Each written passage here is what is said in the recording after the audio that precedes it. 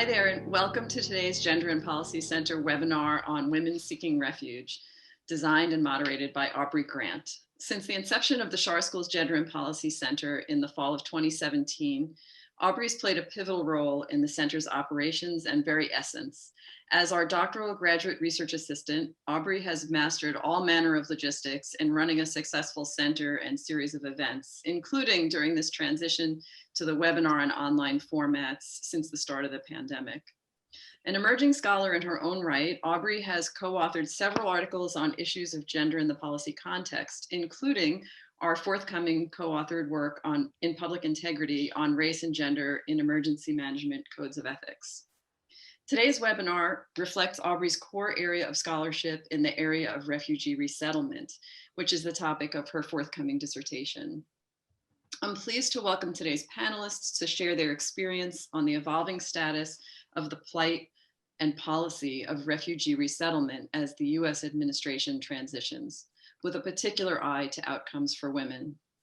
Before Aubrey begins the introductions and moderation of the panel, it's my honor to introduce Dean Mark Rozelle, founding dean of the Schar School of Policy and Government, to welcome us. Mark? Thank you, Bonnie. Yeah, I'm very pleased to welcome you today to yet another Schar School webinar, raising issues of policy import and social justice for discussion within and beyond the Mason community.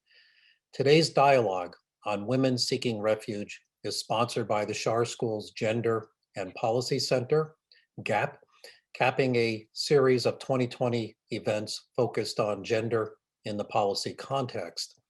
This past summer, GAP hosted a webinar on domestic violence during the COVID-19 pandemic. In August, GAP started the semester commemorating the centennial of women's suffrage by considering racial disparities in women's access to the vote. The panel featured keynote remarks from Virginia gubernatorial candidates, state legislators, Jennifer Carroll Foy and Jennifer McClellan. And in September, GAP collaborated with Academy Women to host two panels discussing unconscious bias in the workplace and in the public sphere, featuring the 23rd Secretary of the Air Force, Deborah Lee James, and EEOC Commissioner, Vicki Lipnick. Most recently, authors Linda Robb and Rebecca Boggs Roberts participated in a book talk with GAP Director Bonnie Stabile on the Suffragist Playbook, Your Guide to Changing the World. Today's GAP's final webinar of the semester is dedicated to examining the recent past and future of US protection for refugee women. The discussion will be moderated by our own Schar School doctoral candidate, Aubrey Grant, who will now take it from here. Aubrey? Thank you so much, Dean Rozelle, and thank you all for being here today. It is my honor and privilege to introduce our next and our keynote speaker, Danielle Grigsby.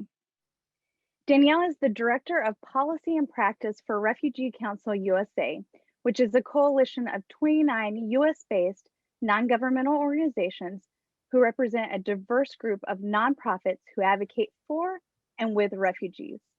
Prior to working at RCUSA, Danielle served as a case manager for the International Rescue Committee in Salt Lake City, Utah. And prior to that, she was a project supervisor at the Resettlement Support Center, Africa in Kenya. Danielle had several years of experience working with organizations, providing services to refugees. Danielle, thank you so much for joining us today. Hi, Aubrey. Thank you so much. And it's good to be here. And thanks for that introduction. So coming together today, now that we have the outcome of the most recent election and we are looking down the barrel of the transition toward January is so different than when Aubrey and I first started having a discussion around what this conversation might look like back in September, and not knowing the outcome of the election weighed quite heavily on how we would have this conversation. And there's a lot of reason for that. If you've lived in the United States or followed US politics at all over the last 4 years, it would be hard to miss some of the things that this outgoing administration had chosen to do to systemically threaten the systems of protection in the United States.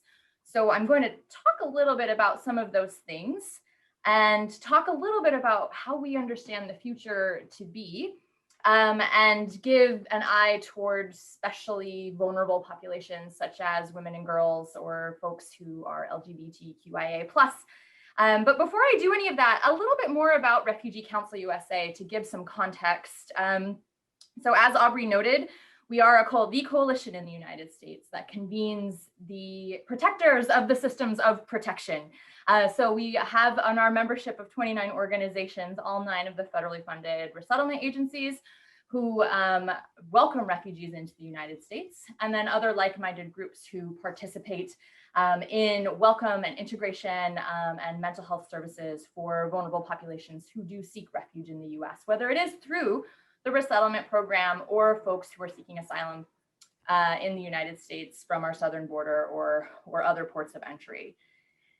We've been around for 20 years and through that time have responded to large expansions and some contractions of the program, the systems of protection themselves, but never have we seen such a deliberate and intentional attack on the US's systems of protection than we have for the last 4 years. And apropos this conversation, when a system that is designed to protect vulnerable people, while it has other aims, understandably, resettlement serves US foreign policy interests, it has a lot of different things that it means in different contexts, and we can acknowledge that and have side conversations about it. But at its fundamental core, the purpose of a resettlement program and/or an asylum system is to protect individuals who are vulnerable, who have under international standing to be recipients of protection. And when those systems are under attack and are threatened, it impacts all vulnerable people, but especially it impacts folks that we are discussing today, women and girls, people who are LGBTQIA, other groups who are specifically vulnerable in protracted situations of displacement. So this administration, right off the bat, they threw down a Muslim and refugee ban. We saw the arrivals of individuals who come from predominantly Muslim countries who have legitimate protection needs shrink by 93% from the start of the fiscal year 2017 till today. On top of that, we saw the presidential determination shrink from a historical average of around 95,000 individuals seeking refuge in the United States through the resettlement program in particular, not to mention our southern border, shrink down incrementally every year until this past year. And for FY21, the presidential determination was set as just 15,000 people. This is at the same time while the folks at the southern border are being forced to stay and remain in Mexico while their cases are ostensibly being processed.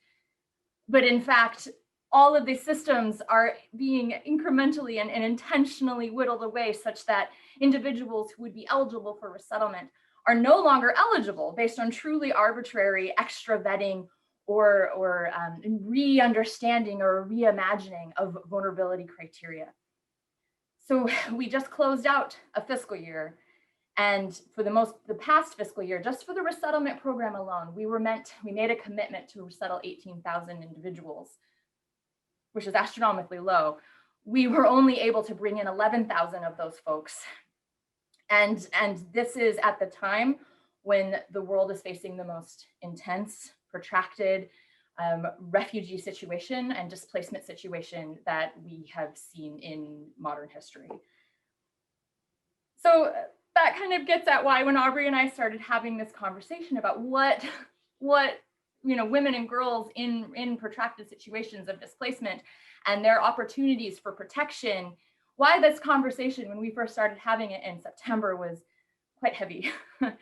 and that isn't to say that one political party in the United States is so excited and ready to uphold these systems and values of welcome. That's not to say that they're not, but we do have signals from this incoming administration that have very early on said that they would return the systems of protection to their purposeful functioning order. And so we have made, as a coalition, recommendations and suggestions and are working in partnership with this transition administration to remove the barriers that were intentionally put on systems of protection such that they can meet the needs of the most vulnerable people. And while RCUSA as a coalition understands vulnerability to be the UN definition of vulnerability, we do definitely recognize that there are certain groups of individuals within that construct who are especially in need of these protection mechanisms to function as they were designed to do so.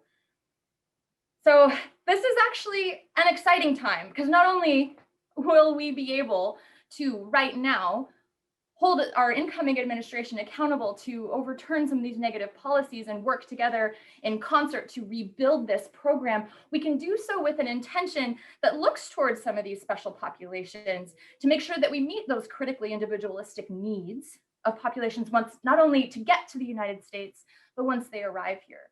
My colleagues are expert on some of those specifics, and so I'm going to wrap up now. Later on, I'll talk a little bit more about some of our specific asks for a new administration, but I'm just thrilled to be able to have this conversation with you with this positive look toward the future, and we'll just really enjoy working in collaboration to really see refugee arrivals and asylum restored. Thanks, Aubrey.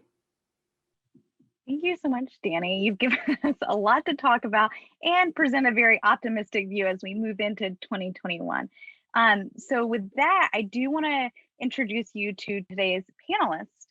Nora Bekarenka is the co-founder and program director for Refugee Women in Action, an organization dedicated to empowering and aiding women as they resettle and integrate into their new community. Nora is also the Ohio delegate for Refugee Congress and serves on the board of National Justice for Our Neighbors. Nora is a survivor of the Rwandan genocide and was granted asylum in the United States in 2005. Devin Cohn is the senior advocate for women and girls at Refugees International. Prior to joining Refugees International, Devin was the director of protection programs at HIAS, where she was responsible for providing technical expertise to HIAS's protection-related programming globally. Prior to HIAS, Devin worked for the United Nations High Commissioner for Refugees in Lebanon, Uganda, Egypt, and Kenya, and she also worked with a variety of other NGOs providing services to refugees. Dr. Guadalupe Carrera Cabrera is an associate professor here at the Schar School of Policy and Government. Her areas of expertise are Mexico-U.S. relations, organized crime, immigration, border security, social movements, and human trafficking. Her most recent book, released in April of this year, is entitled North American Borders in Comparative Perspective, and it compares immigration policies along the southern and northern U.S. borders. Dr. Justin Guest is an associate professor of policy and government here at George Mason University's Schar School. He studies immigration and the politics of demographic change.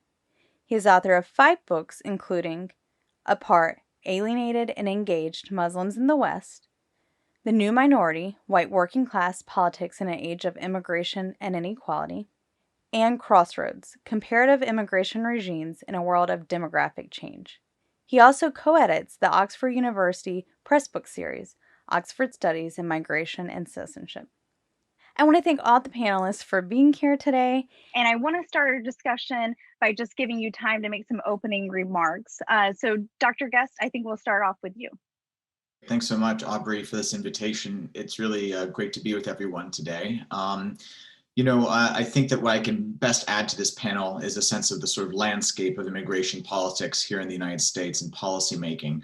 And I think that perhaps one of the most surprising things I can tell everyone, and this will come as a surprise to many people who are not thinking about immigration on a day-to-day basis, is that there were in fact no significant acts of immigration legislation passed during the Trump administration.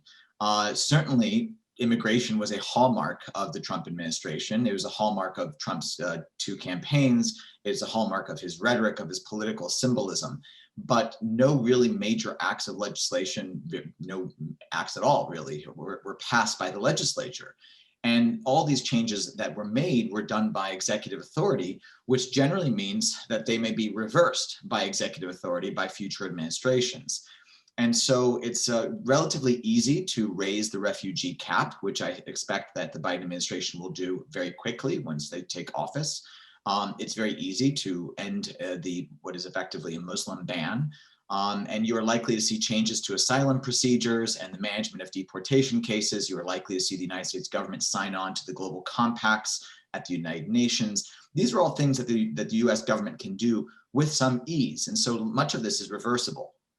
However, the damage has also been done by the Trump administration to a number of components of the US immigration system because many of those changes can actually be quite sticky. I think that overall, the stickiest of the changes is the credibility that has happened to the US, the damage to this credibility of the US immigration system. Requirements for citizenship have been altered. They're harder to change because they take longer to actually implement. There are enormous application and appeals backlogs in the US system.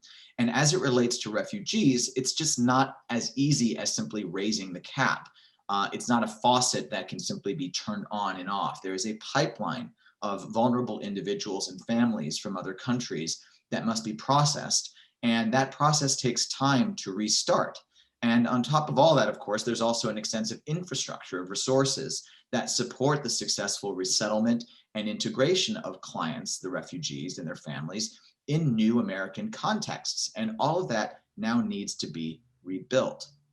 So in terms of the politics of immigration, the same forces that prevented the Trump administration and nearly every other presidential administration from passing a major overhaul of the immigration system for the past 3 decades and longer have not really changed. And what's worse, of course, is that while there was not a lot of political pressure to enact that change, and while there was a lot of political pressure to enact that change under the Bush and Obama administrations, that sense of urgency has now shifted to other issues, which means that politicians, of course, may be less likely to spend precious political capital on an issue that is now lower on the American priority list. Of course, it's not going to be lower on the priority list of folks who are on this panel, but on the general American voters' priority list, that has changed. These days, the focus is on the coronavirus pandemic, healthcare provision, and the economic recovery. And the Biden administration seems to be searching for consensus building packages that cross the aisle. And unfortunately, that is not immigration, which is effectively radioactive and very, very polarizing. Even before the pandemic, immigration was the #1 political issue for about 1/5 or even 1/4 of all Americans. But those individuals for whom immigration was so important were almost exclusively Republicans and restrictionists. They wanted to stop all immigration. Among Democrats, the issue, even before the COVID struck, immigration didn't even crack the top 10 issues among most Democrats. And so in terms of saliency. And so while the Biden administration holds very strong positions on immigration, it is unlikely, I think, in my opinion, to do much more than pursue the reversal of Trump administration executive orders in the short run. But even that would be a source of great relief, a source of great opportunity, and a gesture to America's historic image as a nation of refuge and as a nation of immigrants. Now, of course, this also provides certain opportunities because in some ways, the Trump administration actions have created a bit of a blank slate now for the rebuilding of the refugee program's infrastructure, and perhaps improvements can be made to it that actually advance our ability to accept more people and do a better job resettling them. And I know that's going to be a subject that we discuss here on this panel. Thank you so much, Justin. I think I'd like to turn now to Devin, who can kind of bring in the gendered implications of the last couple of years on, immigration policy and how it's impacted refugee women and girls. Yeah, thanks, Aubrey, and thanks to Danny for her comments and Justin. This is a great panel. I'm grateful to the organizers. Aubrey, you've done so much for this. So like you said, today I want to speak about the gendered implications of forced displacement. And I'm going to, because Justin and Danny spoke so much about the US, I'm going to broaden it out a little bit. but I want to speak about these gendered implications of forced displacement more generally, especially during two very difficult time periods and periods which have overlapped. So the time of the Trump administration and the time of the pandemic. Both of those time periods and issues have really affected displaced women and girls.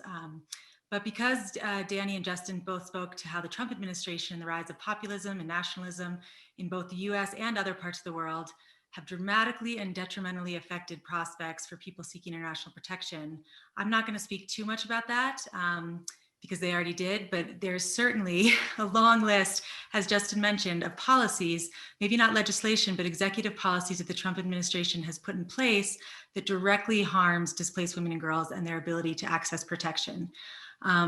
So instead of focusing on that stuff, I'm going to focus on the unique and disproportionate challenges that displaced women face and why they need this protection. So while there's a lot to say about the US, many of these challenges are so widespread and they span many different countries and environments, which is what I do for my job, is look at things globally.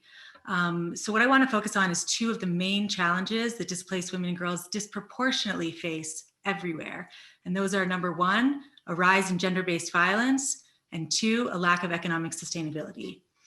So the risk that women and girls have of experiencing gender-based violence dramatically increases in displacement and in emergencies. When persecution, war, or climate-related disasters force women to leave home, the risk of gender-based violence always increases. That's important to note and remember, is that it always increases. We don't always know the numbers exactly or get accurate reporting, but those risks always increase.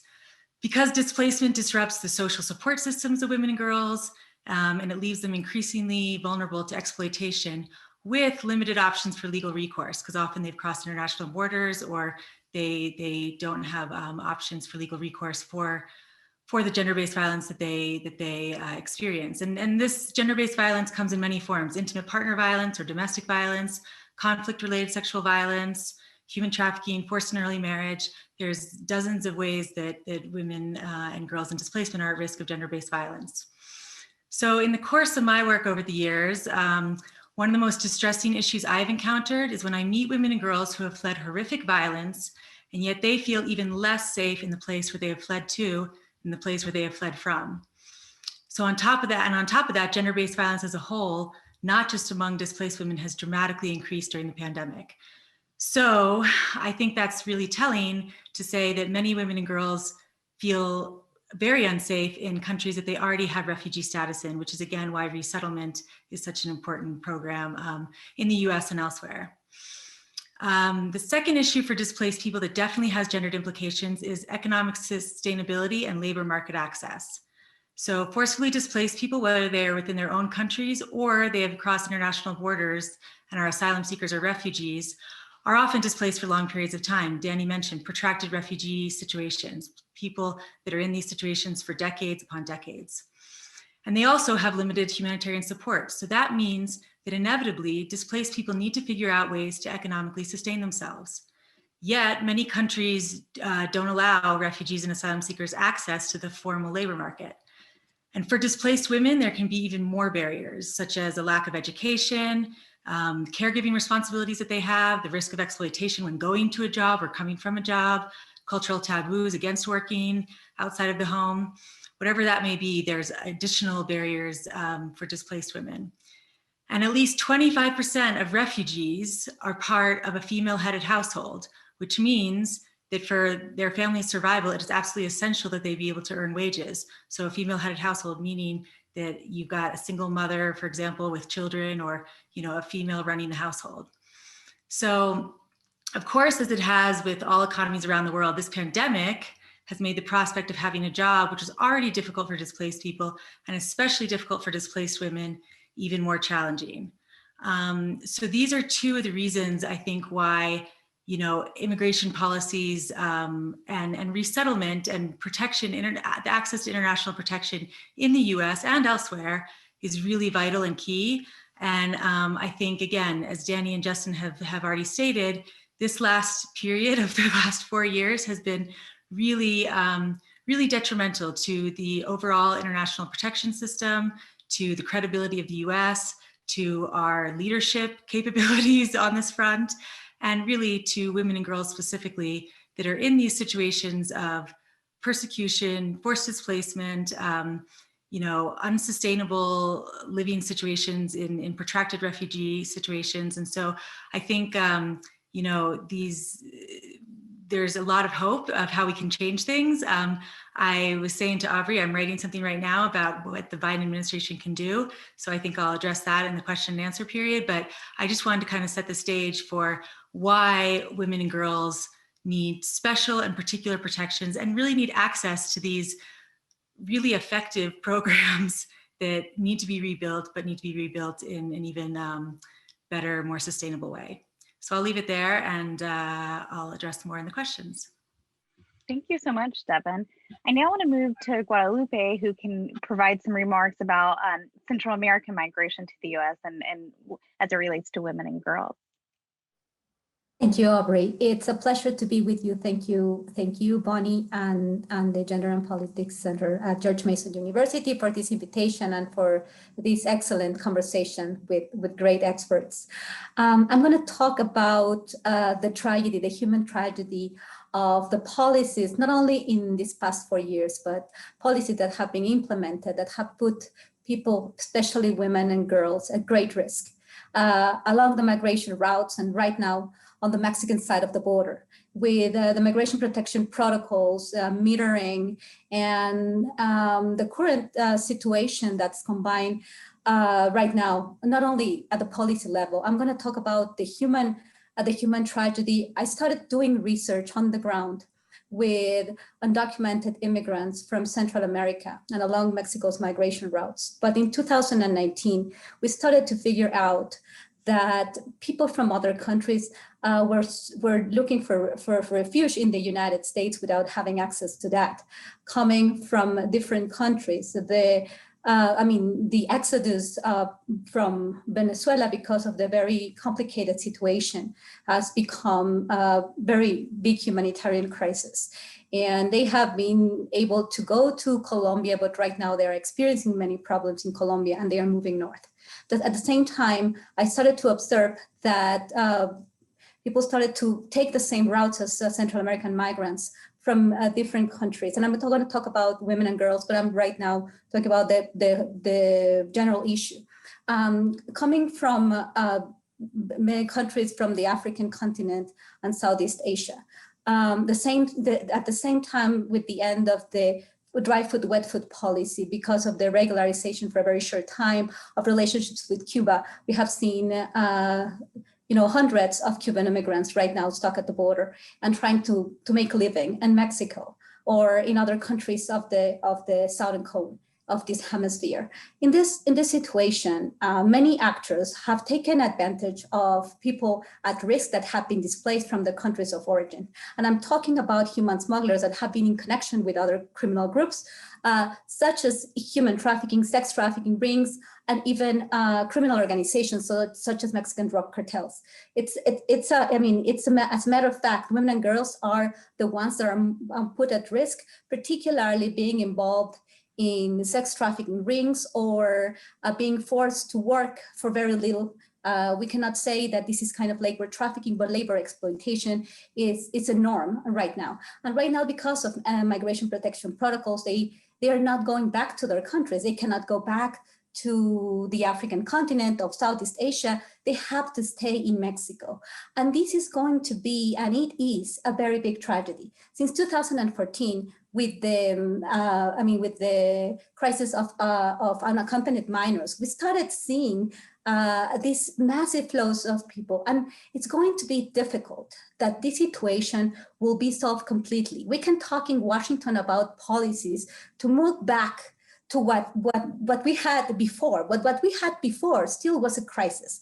2014 showed us a humanitarian crisis and opened us the eyes to what was happening. But since I started to live in Brownsville and started to do this research along the migration routes, we saw the bees, people moving along on trains. And right now, I'm seeing people from everywhere in the world trying to make it to safe places and just finding drug cartels, violence, and violence of all types. And women and girls are put in very, very complicated situations at the border, with the sex trafficking rings. And this is not going to change very fast, because during the time that these executive orders are going to be reversed, it's going to take time. And how many of these people are really going to make it to the places that they believe are safe? This is a question that we have to understand. And we have to understand that more countries have to sit on the table and see what can be happening. We're talking about policies that just a matter of the United States. And still today, we have a very divided society in the United States, and the reversal of the policies is not going to be so easy. And in the meantime, the exploitation of women and girls in Mexico, in Panama, all along these routes. I mean, I have talked to, for example, Cuban migrants that are right now working in different spaces in the city of Ciudad Juarez. Some women are involved in sex work, some women are working in restaurants, but at the same time, this is a very, very dangerous city. How long is it going to take for these people to find a place in Mexico, in the United States, or somewhere? So I am quite worried, because I see future, I see hope in the next few years, but I don't know if it's going to be enough to protect all the people that are at risk, particularly women and girls, because as we know, they are at much greater risk. When they travel along the routes, they have to take contraceptives, they are raped, they are murdered easier than anybody else. And I'm very worried about sex trafficking rings that are operating since all these century, but it's becoming much more well organized. We can talk about that later on in another occasion, but it's a very complicated journey, a very, very dangerous journey for women and girls. Thank you. Thank you so much, Dr. Carrera Cabrera. Now I'd like to move on to Nora, who can kind of provide us a little bit of the local context of experiences that women encounter as they are resettling into new and local communities, and especially those women she works with in Ohio. Hi, Nora. Thank you very much for inviting me to be part of the panel. It's really exciting whenever I share my personal experience or share what I'm doing. I came here in 2004 and then got my asylum in 2005. I come from Rwanda, where there was a genocide in 1994, and I just summarize about my story. I came to work here. I was working on a documentary that was about the women, what they were facing after the genocide. So I happened to meet the journalists, and I was invited to come here and travel with them and share as well my own experience. So when I shared my experience, and the documentary got nominated for Oscars in 2006 and then got Emmys Award in 2008. So this gave me a platform and gave me a picture to come and serve other people. Because when I came to Columbus, I found there were 2 resettlement agencies that were serving refugees. My church really helped me a lot, the Seventh-day Adventist Church here in Columbus. But when I wanted some more extra help, when I went to resettlement agencies, I found that they're mostly focusing on refugees. And here I was a Salih. So I tried to figure things on my own. And eventually I started imagining what happens to other women who can't even speak the language, who doesn't have what I have, because I could see myself more luckier, because at least I could communicate. Had some education, but I imagine what about other women who could not even voice up. So I asked my church to help me start the nonprofit. It was before called Refugee Women in Action, and then afterwards we changed to it was before Rwanda Refugee Women in Action, and then later on became Refugee Women in Action, because we do help and serve other women from other parts of the world. So we started the Refugee Women in Action afterwards in order to serve other women from different parts of the world. We are small. Mostly I work with the volunteers and the students from Ohio State.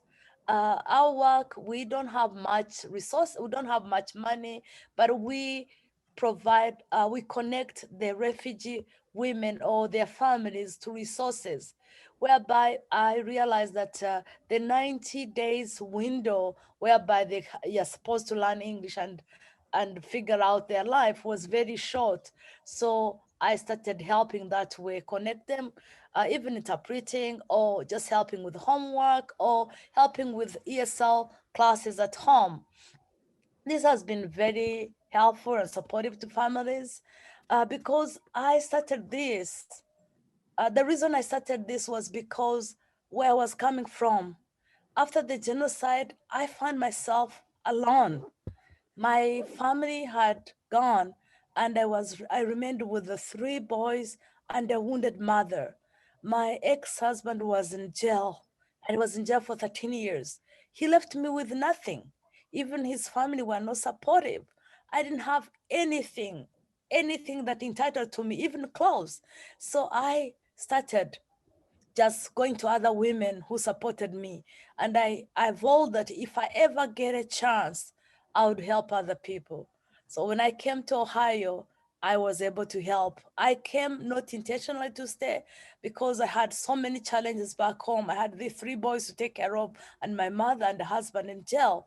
But some I came through some organization and the journalists who helped me. They asked me if I was interested in applying for asylum, and I did. I got it. I was so grateful because on my own I wouldn't do it. So that's why I was compelled to help other women. We provide uh, day-to-day help. It's like a it's 911 line for the community. Sometimes they call us in the middle of the night. Someone says, I'm stuck at the hospital and I don't know how to call my tax back home, or I want to go to the hospital, I don't know how to call 911. So I intervene with other volunteers a lot of time, and these hours are going on. You work 24 hours and there's no pay. It's volunteerism, but I feel it's rewarding to me. It's really rewarding because I've encouraged women to go back to school. I've encouraged women to take some ESL classes. But again, the challenge is that most of when you are a single mother or a single woman, the support is limited. For instance, when I came, I was educated. I had a bachelor's degree. I could speak English, but still I faced some challenges, because the challenges I faced, like even learning how to drive in America. So I didn't have enough money to pay for driving school, but then I would rely on my neighbors, whom I thought maybe they would understand me better. They were immigrants, and most of the time it was men. Most of them, they wanted to take advantage of me. Some would charge me a lot of money just for like 20 minutes learning, and then others who were demanding sexual incentives, which I couldn't give. It was so hard, and then that's why it really mostly compelled me. So let me go on and try to help. It's been a long journey, but I know that a lot of women still faces the same challenges because of lack of education, language barriers, and mostly what we see is the 90 days window whereby the women or the families, they're forced to go to work when they're not ready, especially when they don't have the language, they can't read and write. So they get the odd jobs, they get the warehouse jobs, which are temporary. And when they're done, it's very hard to come back into the system and even apply for food stamp, or if for those who could even apply for unemployment. It's very hard. But what we have done in my community, we teamed up with some other women just to volunteer and check up on the families and see if we can help. But thank you very much. I hope I have not taken much time. Thank Yeah, you. thank you, Nora. Thank you for sharing your story with us and for addressing some of the challenges that refugee women face as they resettle. I now want to move into some questions for our panelists. I want to bring Danny back in so she can answer some of the questions as well. As a quick programming note, again, if you have any questions, please feel free to ask them in the Q&A feature. And we've got about 15 minutes left, so we're going to try to get through as many as possible. But I want to go ahead and throw out the first question, actually to Danny, and it comes from an audience member who asked if there's an economic benefit to the U.S. for receiving immigrants or refugees from other countries. And if so, what are those benefits from encouraging immigration or refugee resettlement? Thanks, Aubrey. And I would offer folks a report that the New American Economy published a few years ago that took a look at the economic contributions of refugees in the United States and showed that while refugees do receive benefits upon arrival, that very quickly after arrival, the jobs and economic contributions of refugees far out exceed the benefits that they received in their initial integration period. And that their entrepreneurship, their entrepreneurship rate far exceeds even domestically born individuals in the United States. So there's a lot of data there. I'm going to drop that in the chat, but it's pretty significant contributions that refugees make to the United States upon arrival. Thank you so much, Danny. And I think now I want to jump into some kind of questions about the Biden administration and what we can look forward to seeing in 2021. And I want to first turn to Justin, who's written a book on Crossroads Comparative Immigration Regimes in a World of Demographic Change. And in this book, he and his co-author identified different types of immigration policy apparatuses. The US has been labeled through this humanitarian regime. And as we heard both Justin and Danny talk about, and actually all our panelists talk about, this kind of humanitarian focus where there's increased rates of humanitarian and family reunification visas has really been dismantled by the Trump administration. And so I think, Justin, I want to first ask you, are we likely to see strengthening of policies moving forward? I know you spoke about kind of the 400 executive actions that the president has taken that has led to restricting access for immigrants. So in a Biden administration, are we likely to see policies that are strengthened within these humanitarian kind of visa programs? It's a great question, Aubrey. The data that we used in my book with Anna Boucher, Crossroads, predated the Trump administration. And so certainly during the Trump administration, it's hard to call the immigration regime humanitarian. But in fact, actually, the fundamentals of the American policy design that made it humanitarian before the Trump administration were still very much there during the Trump administration.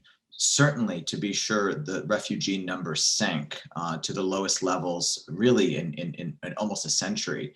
But the fundamentals of our immigration policy stood firm, and that is that we had an enormous share of our immigration admissions was driven by family reunification visas. And that is unlike any other country in the world, and it's not even close. About 65% of American entry visas on permanent visas are driven by family reunification purposes. And the next closest country is around half that. So those fundamentals have gone unchanged precisely for the reasons I mentioned earlier. We haven't passed major immigration overhauls. And so the Biden administration will inherit that same immigration system and will likely, as I mentioned earlier, raise the cap. And so in many ways, US immigration policy is stuck in a sort of policy formaldehyde from the 1980s, even back to the 1960s. And it's unlikely to change without congressional action. Basically, executive authority is just sort of nibbling around the edges, but with very great effects. It affects the lives of families. It affects the lives of immigrants and their neighbors, their employers. It has great effects, but in terms of the overall system, it's unlikely to change without major legislation. Yeah, thank you so much. And I think that moves us on into the next point, but I really want to ask Danny, as RCUSA has prepared, recommendations for the Biden administration, the president-elect Biden. What are the major kind of recommendations RCUSA has to move policy and practices into 2021? Thanks, Aubrey. And borrowing a page from what Justin just so nicely teed up, since the Trump administration used executive authority so exclusively to very intentionally dismantle the operational working of protection systems in the United States, our recommendations to an incoming administration are to do the same in overturning those executive actions. But we recognize that that is time specific and sensitive to the immediate term. We need to turn the systems back on so that they function as they were designed to function, despite being a jalopy from the 1980s, so that we can meet these critical needs of the most vulnerable people in the United States. And at the same time, so just some example recommendations. We need the presidential determination to be reset from 15,000 to a number that is in line with historic norms. We need those executive orders to be overturned. We need better coordination in the White House between the different government bodies that oversee the resettlement program, just for example. But deeper into those recommendations, as we move beyond the first 100 days, points that Nora made, we have such collective knowledge now gained from experiential experts has come to the United States, and we need to be engaging in a co-design process to understand what works very well about the programs that we have in the US and what can be improved upon. We need to be listening and learning from individuals like Nora and the work that she's doing and seeing how that we can amplify that up to the national level. And at the same time, we need to borrow from some of Justin's research and be working with, we do still have large bipartisan support for appropriations of the resettlement program and asylum services, right? So we need to be working with our congressional allies to look at not just enhancing the resettlement program as it is, but looking toward a future where we have alternative pathways to protection in the United States that build upon the systems that were built in the 1980s and do so in such a way that we won't be as vulnerable to political will as we were under this administration. It really exposed some of the limitations and vulnerabilities of this program. Yeah, thank you so much, Danny. And I look forward to seeing some of that in the next couple of years with the new administration. So Devin, I want to move to you. You mentioned, some of the issues and challenges that women face. I'm wondering, as we move into the next administration, what can President-elect Biden and his team do generally for women and specifically regarding IPV? Thanks, Aubrey. I mean, there's a lot that the new administration can do, and a lot that they've actually already committed to in more vague terms in some ways, because they've been campaign commitments, but those campaign commitments need to translate into action, and there's a lot of ways that they can do that.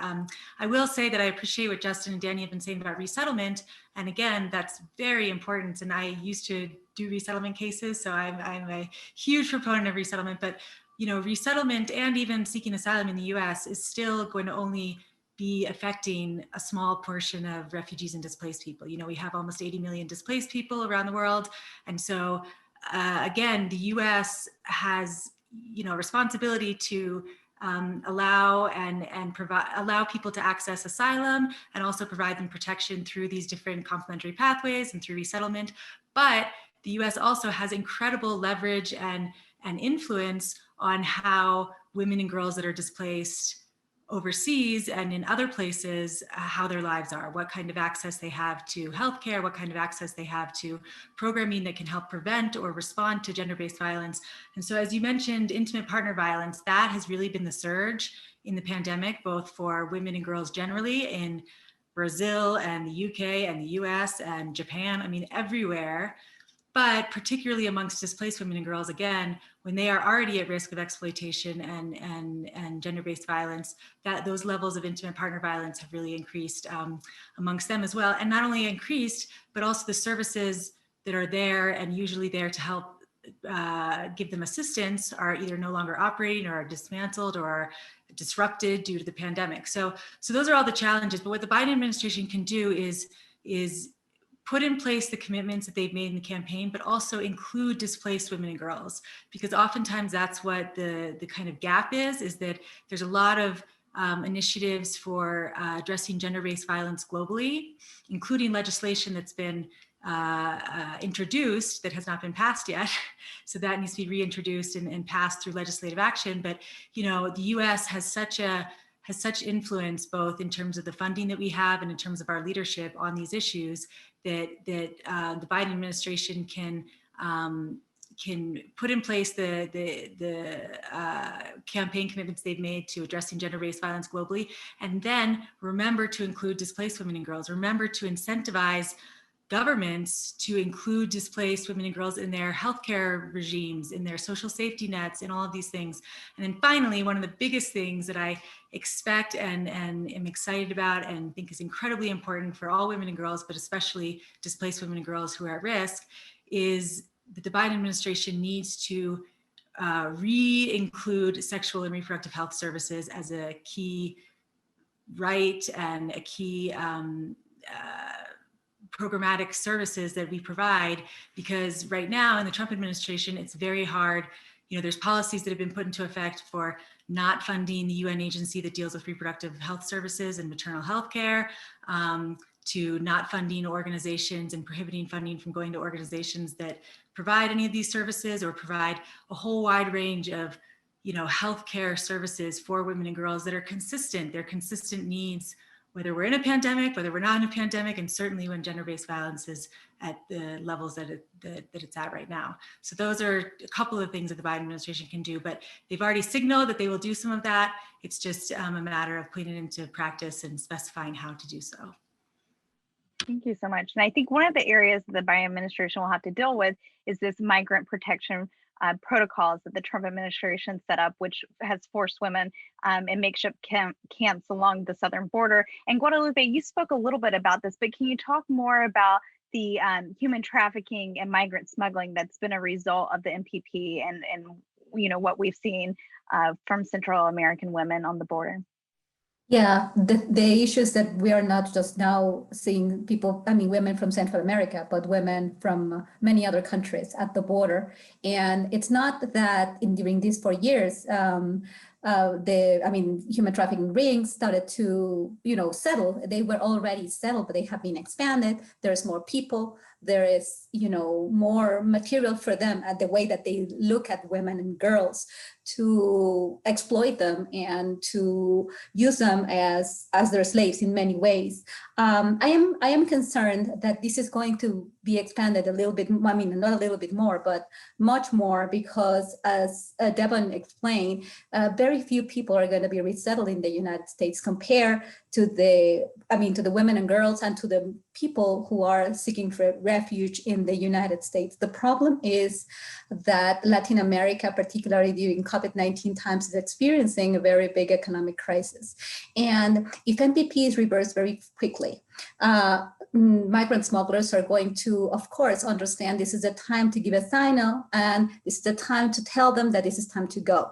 So maybe more people are going to, and consider the hurricanes, Iota and Eta, that have devastated several important cities and places in Central America right now. I'm thinking about Nicaragua, I'm thinking about Honduras and Guatemala, and people are desperate. So it's going to be very, very difficult. And also the United States might not, it's not going to be, you know, a new administration. There's going to be no wall. The wall is still there and I want to continue being there for many people. And we have to think about that. And I mean, what I was talking when I was explaining about these, nets of human smugglers connected with criminal organizations, connected with human trafficking rings. They just work in their own spaces. They collaborate and they put migrants at risk because some of them have been deported or are waiting for their cases to be heard in Mexico. This is not going to change. And they will be willing to participate in criminal activities, both men and women. And also they will have to maybe use their bodies to continue surviving. And this is very visible at the border and the border cities where you have all these actors acting because they are aware that people are waiting exactly there. It's easier for them. They have already crossed sometimes, the whole hemisphere. I have talked to people who have come from Chile, people from Cuba who have tried to make it in Chile and they haven't been able to work there, and they moved north with the money from their families in Miami, for example, and they are stuck in some places, and all these criminal actors that benefit from the exploitation of their labor or their bodies, or just what the activities that they already do, or the extortion also, because in order for them to cross, sometimes the groups that control territories ask for fees. So there is exploitation at many levels, not just human trafficking, but also all this extortion and the extraction of rents that these groups right now, with the diversification of activities, I'm talking about Mexican cartels or Mexican criminal organizations that are participating along the routes, and particularly on the Mexican side of the US border. Doctors Without Borders have, and many other organizations, WOLA, and many other NGOs that focus their efforts on human rights, have reported all this exploitation and all the tragic events that happen to them. They even lose their lives if they don't participate with these groups. Yeah, thank you. And I know we're running out of time, but I'm going to ask all the panelists to stay on for just a couple minutes longer so we can ask Nora one last question. And so Nora, we've heard a lot from everybody on the panel today, including yourself, about the challenges that migrants face, and in particular women and girls. And I'm wondering, what is one change that we can make that will help women as they are resettled in the United States?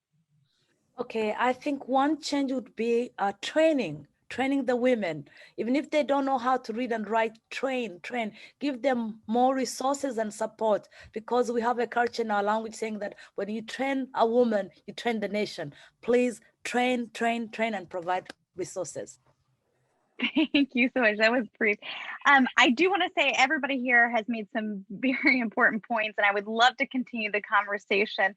But unfortunately, we don't have the time today. However, Dr. Justin Guest will be hosting this Friday a panel that's going to discuss more generally immigration policy. And so I hope you all can join him for his Power Lunch series. You can go find out more about it on the shar.gmu.edu under events, or you can tune in Friday at noon to the Shar School's YouTube page.